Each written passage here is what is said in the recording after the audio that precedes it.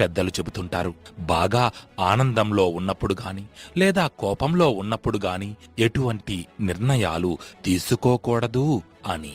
మనల్ని పొగిడే వాళ్ళందరూ మిత్రులు, విమర్శించే వాళ్ళందరూ శత్రువులు అనే రూలేమీ లేదు. పొగిడే వాళ్ళు మన నుంచి ఏదో ఆశించి అలా గొప్పలు చెప్పవచ్చు. విమర్శించేవారు మన బాగు కోసం కొన్నిసార్లు తిట్టి కూడా ఉండవచ్చు. ఎవరు ఎలాంటి వాళ్ళు అన్నది మన తెలివిని ఉపయోగించి తెలుసుకోవాలి.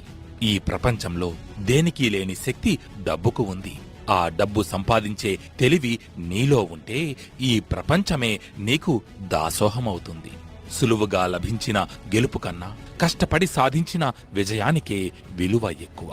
సాధారణంగా ఒక వ్యక్తి ఎందులోనైనా విజయం సాధిస్తే జనాలు, అందులో గొప్పేముందిరా, వాడి అదృష్టం బాగుంది అందుకే గెలిచాడు, ఆ అదృష్టం నాకు ఉండుంటే నేను పైకొచ్చేవాడిని అని చాలా తేలికగా తీసిపారేస్తారు. కానీ నిజానికి ఆ విజయం సాధించడానికి ఆ వ్యక్తి పడిన కష్టం, శ్రమ కేవలం అతనికి మాత్రమే తెలుసు.